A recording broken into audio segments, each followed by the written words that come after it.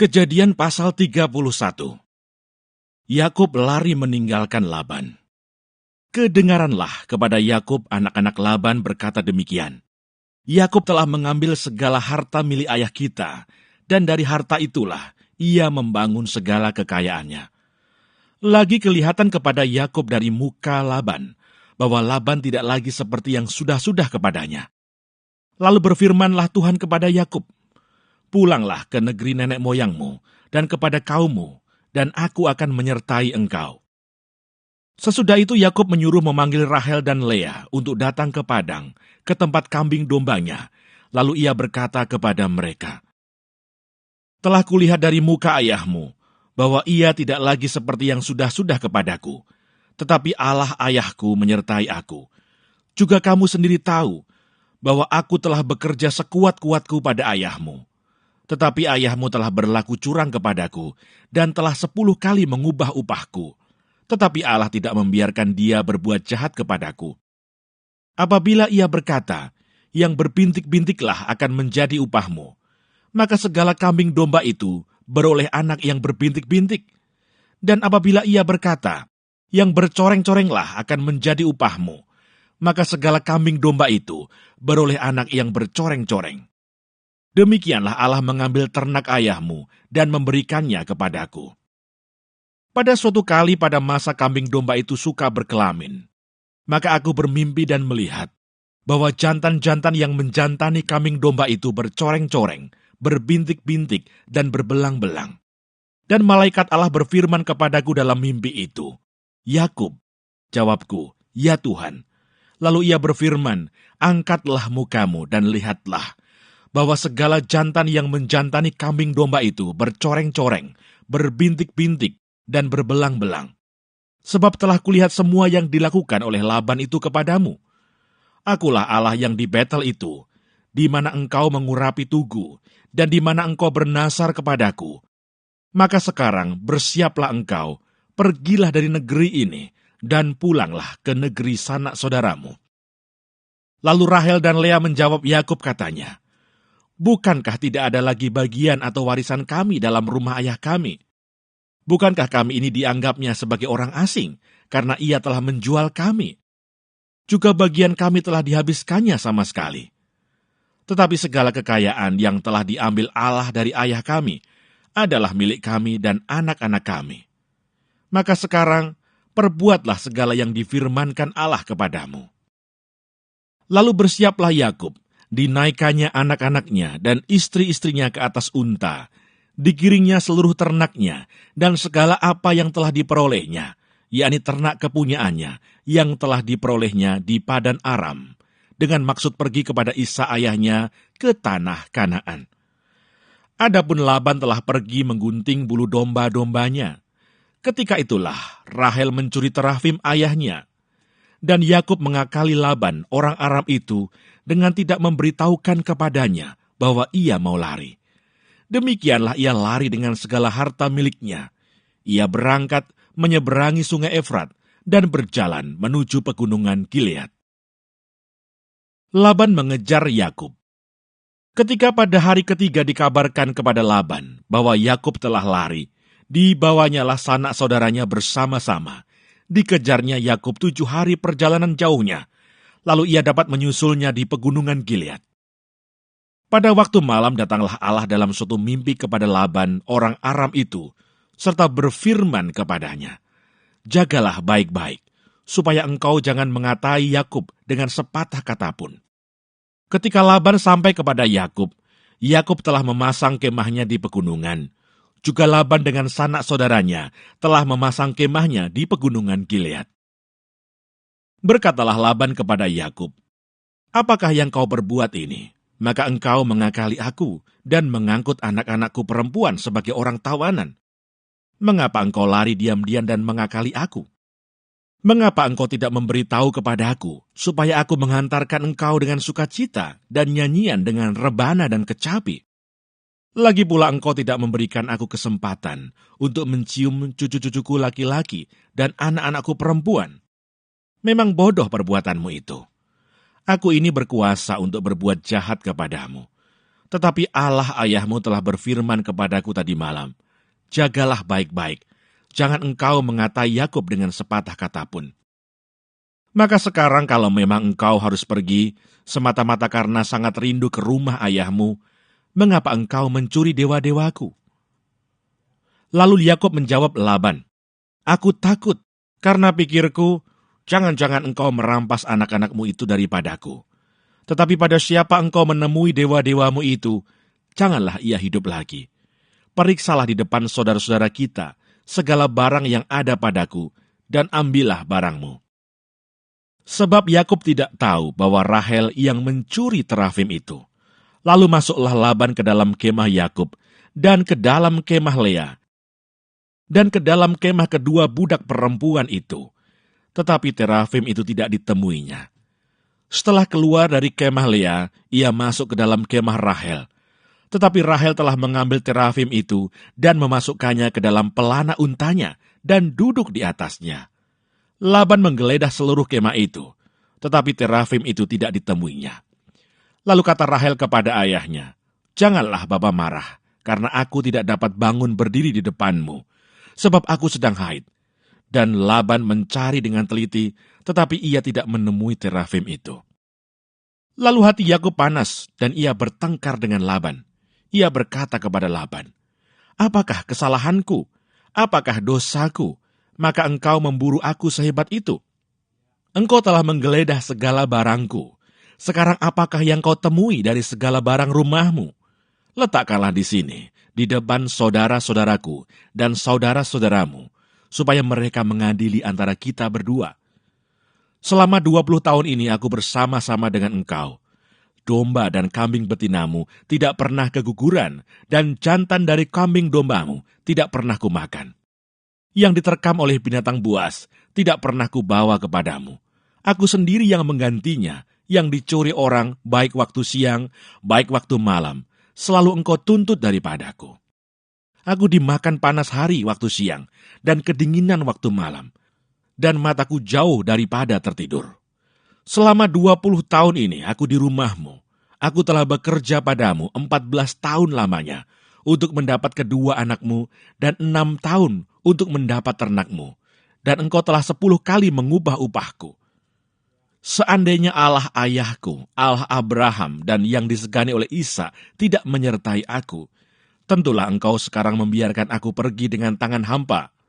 Tetapi kesengsaraanku dan jerih payahku telah diperhatikan Allah, dan ia telah menjatuhkan putusan tadi malam.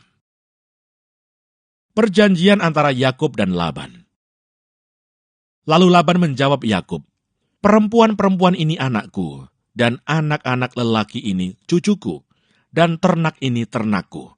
Bahkan segala yang kau lihat di sini adalah milikku. Jadi apakah yang dapat kuperbuat sekarang kepada anak-anakku ini, atau kepada anak-anak yang dilahirkan mereka? Maka sekarang, marilah kita mengikat perjanjian, aku dan engkau, supaya itu menjadi kesaksian antara aku dan engkau. Kemudian Yakub mengambil sebuah batu, dan didirikannya menjadi tugu. Selanjutnya berkatalah Yakub kepada sanak saudaranya, kumpulkanlah batu. Maka mereka mengambil batu dan membuat timbunan, lalu makanlah mereka di sana di dekat timbunan itu. Laban menamai timbunan batu itu Yegar Sahaduta, tetapi Yakub menamainya Galet. Lalu kata Laban, timbunan batu inilah pada hari ini menjadi kesaksian antara aku dan engkau. Itulah sebabnya timbunan itu dinamainya Galet dan juga Mispa, sebab katanya, Tuhan kiranya berjaga-jaga antara aku dan engkau apabila kita berjauhan. Jika engkau mengaibkan anak-anakku, dan jika engkau mengambil istri lain di samping anak-anakku itu, ingatlah, walaupun tidak ada orang dekat kita, Allah juga yang menjadi saksi antara aku dan engkau. Selanjutnya kata Laban kepada Yakub, inilah timbunan batu, dan inilah tugu yang kudirikan antara aku dan engkau. Timbunan batu dan tugu inilah menjadi kesaksian bahwa aku tidak akan melewati timbunan batu ini mendapatkan engkau, dan bahwa engkau pun tidak akan melewati timbunan batu dan tugu ini mendapatkan aku dengan berniat jahat. Allah Abraham dan Allah Nahor, Allah ayah mereka, kiranya menjadi hakim antara kita. Lalu Yakub bersumpah demi yang disegani oleh Ishak ayahnya, dan Yakub mempersembahkan korban sembelihan di gunung itu. Ia mengundang makan sanak saudaranya, lalu mereka makan serta bermalam di gunung itu. Keesokan harinya pagi-pagi Laban mencium cucu-cucunya dan anak-anaknya serta memberkati mereka. Kemudian pulanglah Laban kembali ke tempat tinggalnya. Kejadian pasal 32. Yakub takut bertemu dengan Esau. Yakub melanjutkan perjalanannya, lalu bertemulah malaikat-malaikat Allah dengan dia. Ketika Yakub melihat mereka, berkatalah ia, "Ini bala tentara Allah." Sebab itu dinamainya lah tempat itu Mahanaim. Sesudah itu Yakub menyuruh utusannya berjalan lebih dahulu mendapatkan Esau kakaknya ke tanah Seir, daerah Edom. Ia memerintahkan kepada mereka, "Beginilah kamu katakan kepada tuanku, kepada Esau, beginilah kata hambamu Yakub. Aku telah tinggal pada Laban sebagai orang asing dan diam di situ selama ini. Aku telah mempunyai lembu sapi, keledai dan kambing domba, budak laki-laki dan perempuan, dan aku menyuruh memberitahukan hal ini kepada tuanku, supaya aku mendapat kasihmu." Kemudian pulanglah para utusan itu kepada Yakub dan berkata, "Kami telah sampai kepada kakakmu, kepada Esau, dan ia pun sedang di jalan menemui engkau, diiringi oleh 400 orang. Lalu sangat takutlah Yakub dan merasa sesak hati. Maka dibaginyalah orang-orangnya yang bersama-sama dengan dia. Kambing dombanya, lembu sapi, dan untanya menjadi 2 pasukan. Sebab pikirnya, jika Esau datang menyerang pasukan yang satu sehingga terpukul kalah, maka pasukan yang tinggal akan terluput. Kemudian berkatalah Yakub, "Ya Allah nenekku Abraham dan Allah ayahku Ishak, ya Tuhan, yang telah berfirman kepadaku, pulanglah ke negerimu serta kepada sanak saudaramu, dan aku akan berbuat baik kepadamu. Sekali-kali aku tidak layak untuk menerima segala kasih dan kesetiaan yang engkau tunjukkan kepada hambamu ini. Sebab aku membawa hanya tongkatku ini waktu aku menyeberangi sungai Yordan ini. Tetapi sekarang telah menjadi 2 pasukan. Lepaskanlah kiranya aku dari tangan kakakku, dari tangan Esau, sebab aku takut kepadanya. Jangan-jangan ia datang membunuh aku, juga ibu-ibu dengan anak-anaknya. Bukankah engkau telah berfirman, tentu aku akan berbuat baik kepadamu dan menjadikan keturunanmu sebagai pasir di laut, yang karena banyaknya tidak dapat dihitung." Lalu bermalamlah ia di sana pada malam itu. Kemudian diambilnyalah dari apa yang ada padanya suatu persembahan untuk Esau kakaknya, yaitu 200 kambing betina dan 20 kambing jantan, 200 domba betina dan 20 domba jantan, 30 unta yang sedang menyusui beserta anak-anaknya, 40 lembu betina dan 10 lembu jantan, 20 keledai betina dan 10 keledai jantan. Diserahkannyalah semuanya itu kepada budak-budaknya untuk dijaga.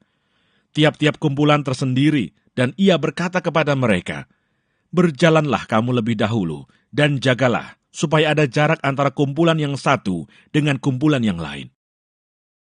Diperintahkannyalah kepada yang paling di muka, "Apabila Esau kakakku bertemu dengan engkau dan bertanya kepadamu, 'Siapakah tuanmu, dan kemanakah engkau pergi? Dan milik siapakah ternak yang di depanmu itu?' Jawablah, 'Milik hambamu Yakub. Inilah persembahan yang dikirim kepada tuanku Esau, dan Yakub sendiri pun ada di belakang kami.'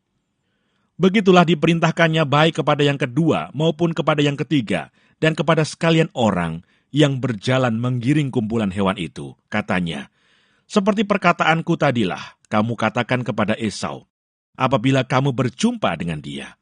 Dan kamu harus mengatakan juga, hambamu Yakub sendiri ada di belakang kami.' Sebab pikir Yakub, baiklah aku mendamaikan hatinya dengan persembahan yang diantarkan lebih dahulu, kemudian barulah aku akan melihat mukanya. Mungkin ia akan menerima aku dengan baik. Jadi persembahan itu diantarkan lebih dahulu, tetapi ia sendiri bermalam pada malam itu di tempat perkemahannya." Pergumulan Yakub dengan Allah. Pada malam itu Yakub bangun dan ia membawa kedua istrinya, kedua budaknya perempuan dan ke-11 anaknya, dan menyeberang di tempat penyeberangan sungai Yabok. Sesudah ia menyeberangkan mereka, Ia menyeberangkan juga segala miliknya. Lalu tinggallah Yakub seorang diri. Dan seorang laki-laki bergulat dengan dia sampai fajar menyingsing. Ketika orang itu melihat bahwa ia tidak dapat mengalahkannya, ia memukul sendi pangkal paha Yakub, sehingga sendi pangkal paha itu terpelecok ketika ia bergulat dengan orang itu. Lalu kata orang itu, "Biarkanlah aku pergi, karena fajar telah menyingsing." Saud Yakub, "Aku tidak akan membiarkan engkau pergi, jika engkau tidak memberkati aku." Bertanyalah orang itu kepadanya, "Siapakah namamu?" Saudnya, "Yakub." Lalu kata orang itu, "Namamu tidak akan disebutkan lagi Yakub, tetapi Israel, sebab engkau telah bergumul melawan Allah dan manusia, dan engkau menang." Bertanyalah Yakub, "Katakanlah juga namamu." Tetapi Saudnya, "Mengapa engkau menanyakan namaku?" Lalu diberkatinyalah Yakub di situ. Yakub menamai tempat itu Peniel, sebab katanya, "Aku telah melihat Allah berhadapan muka, tetapi nyawaku tertolong." Lalu tampaklah kepadanya matahari terbit ketika ia telah melewati Peniel, dan Yakub pincang karena pangkal pahanya. Itulah sebabnya sampai sekarang orang Israel tidak memakan daging yang menutupi sendi pangkal paha, karena dia telah memukul sendi pangkal paha Yakub pada otot pangkal pahanya. Kejadian pasal 33. Yakub berbaik kembali dengan Esau. Yakub pun melayangkan pandangnya, lalu dilihatnyalah Esau datang dengan diiringi oleh 400 orang. Maka diserahkannyalah sebagian dari anak-anak itu kepada Lea, dan sebagian kepada Rahel, serta kepada kedua budak perempuan itu. Ia menempatkan budak-budak perempuan itu beserta anak-anak mereka di muka, Lea beserta anak-anaknya di belakang mereka, dan Rahel beserta Yusuf di belakang sekali. Dan ia sendiri berjalan di depan mereka, dan ia sujud sampai ke tanah 7 kali, hingga ia sampai ke dekat kakaknya itu. Tetapi Esau berlari mendapatkan dia, didekapnya dia, dipeluk lehernya, dan diciumnya dia, lalu bertangis-tangisanlah mereka. Kemudian Esau melayangkan pandangnya, dilihatnyalah perempuan-perempuan dan anak-anak itu. Lalu ia bertanya, "Siapakah orang-orang yang beserta engkau itu?" Jawab Yakub, "Anak-anak yang telah dikaruniakan Allah kepada hamba-Mu ini." Sesudah itu mendekatlah budak-budak perempuan itu beserta anak-anaknya, lalu mereka sujud. Mendekat jugalah Lea beserta anak-anaknya, dan mereka pun sujud. Kemudian mendekatlah Yusuf beserta Rahel, dan mereka juga sujud. Berkatalah Esau, "Apakah maksudmu dengan seluruh pasukan yang telah bertemu dengan aku tadi?" Jawabnya, "Untuk mendapat kasih tuanku." Tetapi kata Esau, "Aku mempunyai banyak adikku. Peganglah apa yang ada padamu." Tetapi kata Yakub, "Janganlah kiranya demikian. Jikalau aku telah mendapat kasihmu, terimalah persembahanku ini dari tanganku, karena memang melihat mukamu adalah bagiku serasa melihat wajah Allah, dan engkau pun berkenan menyambut aku. Terimalah kiranya pemberian tanda salamku ini, yang telah kubawa kepadamu, sebab Allah telah memberi karunia kepadaku, dan aku pun mempunyai segala-galanya." Lalu dibujuk-bujuknyalah Esau sehingga diterimanya. Kata Esau, "Baiklah kita berangkat berjalan terus, aku akan menyertai engkau." Tetapi Yakub berkata kepadanya, "Tuanku maklum bahwa anak-anak ini masih kurang kuat, dan bahwa beserta aku ada kambing domba dan lembu sapi yang masih menyusui. Jika diburu-buru 1 hari saja, maka seluruh kumpulan binatang itu akan mati. Biarlah kiranya tuanku berjalan lebih dahulu dari hamba-Mu ini, dan aku mau dengan hati-hati beringsut maju menurut langkah hewan yang berjalan di depanku, dan menurut langkah anak-anak, sampai aku tiba pada tuanku di Seir." Lalu kata Esau, "Kalau begitu baiklah, kutinggalkan padamu beberapa orang dari pengiringku." Tetapi Yakub berkata, "Tidak usah demikian. Biarlah aku mendapat kasih tuanku saja." Jadi pulanglah Esau pada hari itu berjalan ke Seir. Tetapi Yakub berangkat ke Sukot, lalu mendirikan rumah, dan untuk ternaknya dibuatnya gubuk-gubuk. Itulah sebabnya tempat itu dinamai Sukot. Dalam perjalanannya dari Padan Aram, sampailah Yakub dengan selamat ke Sikem di tanah Kanaan. Lalu ia berkemah di sebelah timur kota itu. Kemudian dibelinyalah dari anak-anak Hemor, bapa Sikem, sebidang tanah, tempat ia memasang kemahnya dengan harga 100 kesita. Ia mendirikan mezbah di situ, dan dinamainya itu Allah Israel ialah Allah.